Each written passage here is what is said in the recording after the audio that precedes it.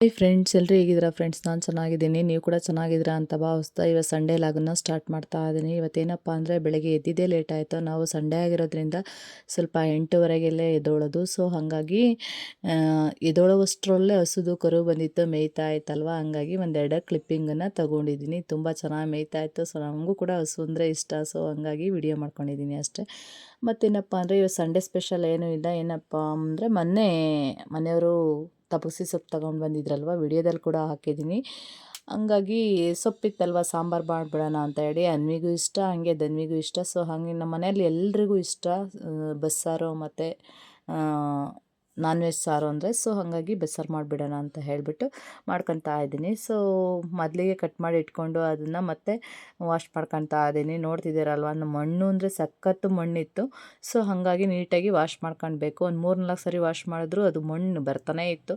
So ಅಷ್ಟೊಂದು satisfaction ಆಗ್ತಾಯಿಲ್ಲ ಅಂತ ಹೇಳಿ ವಾಶ್ ಮಾಡಿ ಇಟ್ಕೊತಾ ಇದ್ದೀನಿ ಅಷ್ಟೇ.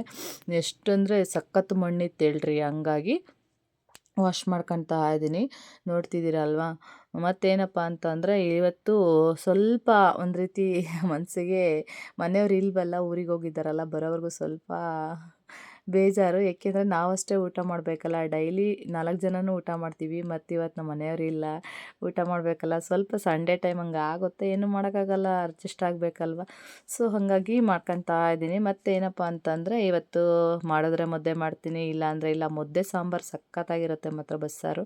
ನಮಗೆಲ್ರಿಗೂ ಅಷ್ಟೇ ಇಷ್ಟ. ಬಟ್ ನಮ್ಮ ಮನೆಯವರು ಇಲ್ವಲ್ಲ, ನೋಡೋಣ ಹೆಂಗಾಗುತ್ತೆ ಪರಿಸ್ಥಿತಿ ಅಂತ. ಸೊ ಹಾಗಾಗಿ ಕಾಳು ಬೆಂದಿತ್ತಲ್ವ, ಬರೀ ಬೇಳೆ ಹಾಕಿದ್ರೆ ಗ್ಯಾಸ್ಟ್ರಿಕ್ ಆಗುತ್ತೆ ಅಂತ ಹೇಳಿಬಿಟ್ಟು ಮೊಳಕೆ ಕಾಳು ಹಾಕಿದ್ದೀನಿ. ನೋಡ್ತಿದ್ರಲ್ವ, ಮೊಳಕೆ ಕಾಳು ಬಂದಿತ್ತು, ತುಂಬ ಚೆನ್ನಾಗಿತ್ತು. ಹಂಗಾರೆ ಮೊಳಕೆ ಕಾಳು ಸ್ವಲ್ಪ ಮತ್ತು ಬೇಳೆ ಸ್ವಲ್ಪ ಹಾಕ್ಬಿಟ್ಟು ಬೇಯಿಸ್ಕೊಂಡಿದ್ದೀನಿ. ಇದನ್ನು ಕುಕ್ಕರಲ್ಲಿ ಒಂದು ವಿಷಲ್ ಬರೆಸ್ಕೊಂಡಿದ್ದೀನಿ. ಬಂದಾದಮೇಲೆ ನೋಡಿ, ಇಲ್ಲಿ ಸೈಡಲ್ಲಿ ಎತ್ತಿಟ್ಕೊಂಡಿದ್ನಲ್ವ, ಮಣ್ಣಿರುತ್ತೆ ಅಂತ ಹೇಳಿ ವಾಶ್ ಮಾಡ್ಕೊಂಡು ಒಂದು 3-4 ಸರಿ, ಅದಕ್ಕೆ ಅರಿಶಿನನೂ ಉಪ್ಪು ಸೇರಿಸ್ಕೊತಾ ಇದ್ದೀನಿ. ಒಂದು 10 ನಿಮಿಷ ಬಿಟ್ಬಿಟ್ರೆ ನೀಟಾಗಿ ನೆನೆಯುತ್ತೆ. ನೆಂದಿರೋ ಸೊಪ್ಪನ್ನು ಕಾಳು ಬೆಂದಿರುತ್ತಲ್ಲ ಅದಕ್ಕೆ ಇಡ್ಬೋದು ಅಂತ ಹೇಳಿ ಒಂದು 10 ನಿಮಿಷ ಬಿಡ್ತೀನಿ. ಇದನ್ನು ಏನಕ್ಕೆ ಅಂದರೆ ಏನಾದರೂ ಬ್ಯಾಡ್ ಬ್ಯಾಕ್ಟೀರಿಯಾಸ್ ಎಲ್ಲ ಇದ್ದರೆ ಸಾಯೋ ಚಾನ್ಸಸ್ ಇರುತ್ತೆ. ಸೊ ಔಷಧಿ ಎಲ್ಲ ಸ್ಪ್ರೆಡ್ ಮಾಡಿರ್ತಾರಲ್ವ, ಅರಿಶಿನ ಒಂದು ಆಂಟಿಬಯೋಟಿಕ್ ಆಗಿ ಕೆಲಸ ಮಾಡುತ್ತೆ, ಉಪ್ಪಾಗಲಿ.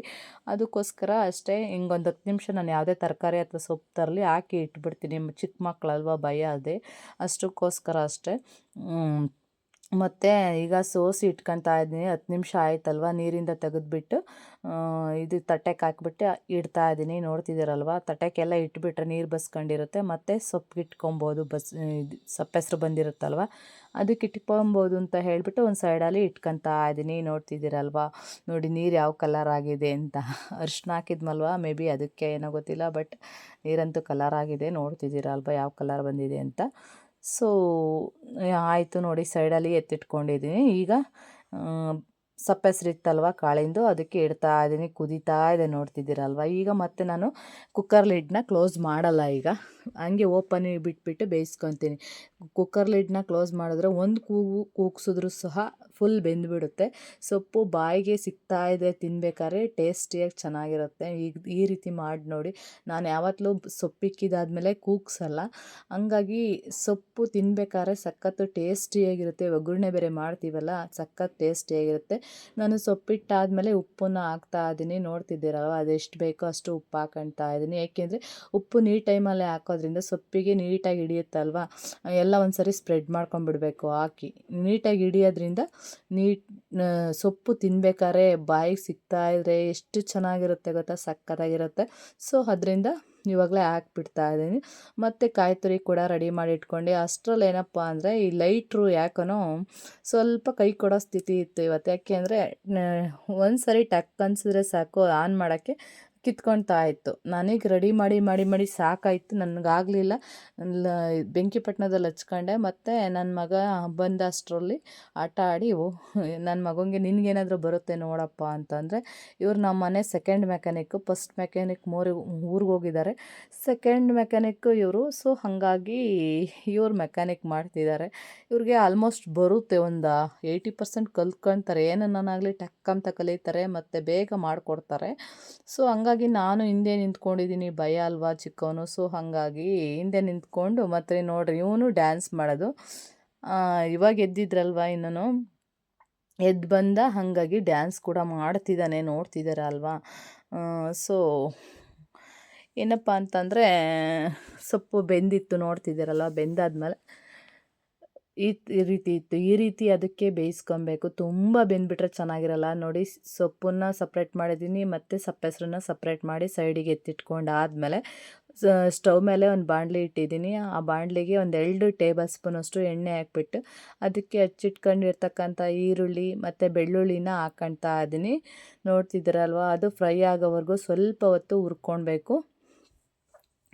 ಒಂದು 5 ನಿಮಿಷ ಹುರ್ಕೊಂಡ್ರೆ ಸಾಕಾಗುತ್ತೆ. ಒಂದು ಅರ್ಧಂಬರ್ಧ ಬೆಂದಮೇಲೆ ನಾನು ಅದಕ್ಕೆ ಜೀರಿಗೆ ಹಾಕ್ಕೊಂತೀನಿ. ಏನಪ್ಪ ಅಂದರೆ ಒಂದು ಸ್ವಲ್ಪ ಹೊತ್ತು ಬೆಂದರೆ ಹಸಿ ಸ್ಮೆಲ್ ಹೋಗ್ಬೇಕಲ್ವಾ, ಸ್ಮೆಲ್ಲು ಅದು ಹೋದರೆ ತುಂಬ ಚೆನ್ನಾಗಾಗುತ್ತೆ ಬಸ್ಸಾರು. ಹಂಗಾಗಿ ಒಂದು ಸ್ವಲ್ಪ ಹೊತ್ತು ಆದಮೇಲೆ 5 ನಿಮಿಷ ಆದಮೇಲೆ ಹಾಕ್ಕೊಳ್ತಾ ಇದ್ದೀನಿ. ಮತ್ತು 2 ಮೆಣಸು ಕೂಡ ಹಾಕ್ಕೊಳ್ತಾ ಇದ್ದೀನಿ. ಮೆಣಸು ಸ್ವಲ್ಪ ಸ್ಪೈಸಿ ಇರುತ್ತೆ. ಶೀತ ಆದವ್ರಿಗಾದರೆ ಒಂದು ರೀತಿ ನಡೆಯುತ್ತೆ, ಹೆಲ್ತಿನೇ. ಬಟ್ ನಮಗೆ ಸ್ವಲ್ಪ ಖಾರ ಗ್ಯಾಸ್ಟ್ರಿಕ್ ಇದೆ ಅನ್ನೋರು ಮೆಣಸನ್ನ ಕಡಿಮೆ ಮಾಡಿ ಅಷ್ಟೇ. ಮೆಣಸನ್ನ ಹಾಕೋದೇ ಬೇಡ, ಸ್ಕಿಪ್ ಮಾಡ್ಬೋದು. ಮತ್ತು ಹಸಿರು ಮೆಣಸಿನ್ಕಾಯಿ ಹುರಿದಿಟ್ಕೊಂಡಾದರೂ ಇಟ್ಕೊಬೋದು, ಎಣ್ಣೆಲಿ ಹಂಗೆ ಫ್ರೈ ಮಾಡ್ಕೋಬೋದು. ನಾನು ಸಪ್ರೇಟ್ ಇಟ್ಕೊಂಡು ಮತ್ತೆ ಹಾಕ್ಕೊಳ್ತಾ ಇದ್ದೀನಿ. ಮತ್ತು ಲಾಸ್ಟಲ್ಲಿ ಕೊತ್ತಂಬರಿ ಸೇರಿಸಿ ಸ್ವಲ್ಪ ಹೊತ್ತು ಬಿಟ್ಟಿದ್ದೆ ಆರ್ಲಿಕ್ಕೆ ಬಿಟ್ಟಿದ್ದಕ್ಕೆ ಸೊಪ್ಪನ್ನು ಹಾಕ್ತಾಯಿದ್ದೀನಿ. ಆವಾಗಲೇ ಬಸ್ತಿಟ್ಕೊಂಡಿದ್ನಲ್ವ, ಸೊಪ್ಪನ್ನು ಸಪ್ರೇಟ್ ಮಾಡ್ಕೊಂಡಿದ್ನಲ್ಲ, ಆ ಸೊಪ್ಪನ್ನ ಇವಾಗ ಅದರೊಳಗಡೆ ಹಾಕಿ ಸ್ವಲ್ಪ ಹೊತ್ತು ಬಿಡ್ತಾ ಇದ್ದೀನಿ ಆರ್ಲಿಕ್ಕೆ, ಮಿಕ್ಸಿಗೆ ರುಬ್ಬಕ್ಕೆ. ಮತ್ತು ಈ ಕಡೆ ಕಾಯಿನ ತುರಿದಿಟ್ಕೊಂಡಿದ್ನಲ್ವ, ಅದನ್ನು ಸೊಪ್ಪಿಗೆ ಹಾಕಿ ಒಂದು ಸರಿ ಮಿಕ್ಸ್ ಕೊಡ್ತಾ ಇದ್ದೀನಿ. ನೋಡ್ತಿದ್ದೀರಲ್ವ, ಈ ಮಿಕ್ಸ್ ಆಗಿಬಿಟ್ರೆ ಸೊಪ್ಪು ಒಗ್ಗರಣೆ ಮಾಡೋಕ್ಕೆ ಚೆನ್ನಾಗಿರುತ್ತೆ ಅಂತ ಹೇಳಿ ಎಲ್ಲ ಮಿಕ್ಸ್ ಕೊಟ್ಕೊಳ್ತಾ ಇದ್ದೀನಿ. ಮತ್ತು ಈ ಕಡೆ ಆರ್ಲಿಕ್ಕೆ ಬಿಟ್ಟಿದ್ನಲ್ವ, ಇದನ್ನು ರುಬ್ಕೊಳ್ತೀನಿ ಇವಾಗ ನಾನು. ಇದಕ್ಕೇನಪ್ಪ ಅಂತಂದರೆ ಹುರಿದಿಟ್ಕೊಂಡಿದ್ದೀನಿ ಕಡಲೆಬೀಜನ. ಒಂದು 10 ಕಾಳು ಹಾಕಿದ್ರೆ ಕಾಯಿ ಕಡಿಮೆ ಇದ್ದರೆ ಹಾಕ್ಕೊಳ್ಬೋದು, ಅಥವಾ ನಮಗೆ ಕಡಲೆಬೀಜ ಟೇಸ್ಟ್ ಇಷ್ಟ ಅನ್ನೋರು ಹಾಕ್ಕೊಳ್ಬೋದು. ನಮಗೆ ಕಾಯಿ ಕಡಿಮೆ ಇತ್ತಲ್ವ, ಹಾಗಾಗಿ ಹಾಕ್ಕೊಳ್ತಾ ಇದ್ದೀನಿ. ಮತ್ತು ಹುಣಸೆಹಣ್ಣು ಸೇರಿಸ್ಕೊಂಡು ರುಬ್ಕೊಂಬರ್ತಾ ಇದ್ದೀನಿ. ರುಬ್ಬಿರ್ತಕ್ಕಂಥ ಮಸಾಲೆ ಈ ರೀತಿ ಬಂದಿದೆ. ಸೈಡಲ್ಲಿ ಒಂದು ಬಾಣಲಿ ಇಟ್ಕೊಂಡು ಅದಕ್ಕೆ ಒಣಮೆಣ್ಸಿನ್ಕಾಯಿ, ಹಸಿರು ಮೆಣಸಿನ್ಕಾಯಿ ಮತ್ತು ಕರಿಬೇವಿನ ಸೊಪ್ಪು, ಸಾಸಿವೆ ಹಾಕ್ಕೊಂಡು ಒಗ್ಗರಣೆ ಮಾಡ್ಕೊಳ್ತಾ ಇದ್ದೀನಿ. ಏನಕ್ಕಪ್ಪ ಅಂತಂದರೆ ಇದು ಸಾಂಬಾರಿಗೂ ಹಾಕ್ಬೋದು ಮತ್ತು ಸೊಪ್ಪಿಗೂ ಆಗುತ್ತೆ ಅಂತ. ಸಪ್ರೇಟ್ ಮಾಡೋಕ್ಕೋಗಲ್ಲ. ಸಪ್ರೇಟ್ ಬೇಕಾದ್ರೂ ಮಾಡ್ತೀನಿ, ಈ ಥರ ಬೇಕಾದ್ರೂ ಮಾಡ್ತೀನಿ ನಾನು. ಯಾವ ಥರ ಅಂದರೆ ಟೈಮ್ ಹೆಂಗೆ ಹೋಗುತ್ತೆ ಹಂಗಷ್ಟೇ. ಇವತ್ತೇನೆಂದರೆ ಹಂಗೆ ಬಸ್ಸಾರಿಗೆ ಹಾಕ್ಕೊಂಡು ಬಿಡೋಣ ಡೈರೆಕ್ಟಾಗಿ, ತಿರುಗಿ ಯಾರ್ಯಾರು 2 ಸರಿ ಮಾಡ್ತಾರೆ ಅಂತ ಹೇಳಿಬಿಟ್ಟು ಆ ಒಗ್ಗರಣೆನೇ ತೆಗೆದ್ಬಿಟ್ಟು ಸಪ್ಪೆಸರಿಗೆ ಹಾಕ್ತಾಯಿದ್ದೀನಿ. ಈ ಥರ ಬೇಕಾದ್ರೂ ಮಾಡ್ಬೋದು, ಇಲ್ಲ ಸಾಂಬಾರಿಗೆ ಸಪ್ರೇಟ್ ಒಗ್ಗರಣೆ ಇದೇ ಥರ ಸೇಮ್ ಕೊಡ್ಬೋದು, ಆ ಥರ ಆದರೂ ಆಗುತ್ತೆ. ಮತ್ತು ಸೊಪ್ಪನ್ನು ಹಾಕ್ಕೊಳ್ತಾ ಇದ್ದೀನಿ. ಒಂದು ಸ್ವಲ್ಪ ಹಾಕ್ಬಿಟ್ಟು ಅದಕ್ಕೆ ಸೊಪ್ಪನ್ನು ಹಾಕ್ಕೊಂಡು ನೀಟಾಗಿ ಹುರ್ಕೊತೀನಿ ಒಲೆ ಮೇಲೆ. ಒಂದು 10 ನಿಮಿಷ ಹುರಿದ್ರೆ ಚೆನ್ನಾಗಿ, ತುಂಬ ಚೆನ್ನಾಗಿ ಟೇಸ್ಟಿಯಾಗಿ ಬರುತ್ತೆ ಅಂತ. ಲೋ ಫ್ಲೇಮಲ್ಲಿ ಇಟ್ಕೊಂಡೇ ಹುರಿಬೇಕು. ತುಂಬ ಉರಿ ಮಾಡಿದ್ರೆ, ಅಂದರೆ ಸ್ಟವ್ನ ಜಾಸ್ತಿ ಮಾಡಿದ್ರೆ ಅಷ್ಟು ಚೆನ್ನಾಗಿ ಒಂಥರ ಸೀದೋಗೋ ಚಾನ್ಸಸ್ಸು ಇರುತ್ತೆ. ಸೊ ಹಾಗಾಗಿ ನೋಡಿಕೊಂಡು ಫ್ರೈ ಮಾಡ್ಕೊಬೇಕು, ಯಾಕೆಂದರೆ ನೀರಿನಂಶ ಕಡಿಮೆ ಇರುತ್ತಲ್ವ, ಹಾಗಾಗಿ ಸೊ ನೀಟಾಗಿ ಫ್ರೈ ಮಾಡಿದಷ್ಟು ನಾವೆಷ್ಟು ಚೆನ್ನಾಗಿ ಫ್ರೈ ಮಾಡ್ತೀವೋ ಅಷ್ಟು ಚೆನ್ನಾಗಿ ಸೊಪ್ಪು ಟೇಸ್ಟಿಯಾಗಿ ಬರುತ್ತೆ. ನಮ್ಮಲ್ಲೆಲ್ಲಂತೂ ನಾನು ಹಿಂಗೆ ಮಾಡೋದು. ಮತ್ತು ರುಬ್ಬಿಟ್ಕೊಂಡಿರ್ತಕ್ಕಂಥ ಮಸಾಲೆನ ಇದ್ರೊಳಕ್ಕೆ ಸೇರಿಸ್ಕೊತಾ ಇದ್ದೀನಿ. ನೋಡ್ತಿದ್ದೀರಲ್ವ, ಸಪ್ಪೆಸರು ತಕ್ಕೊಂಡಿದ್ನಲ್ವ ಆವಾಗಲೇ, ಅದಕ್ಕೆ ಸೇರಿಸ್ಕೊತಾ ಇದ್ದೀನಿ.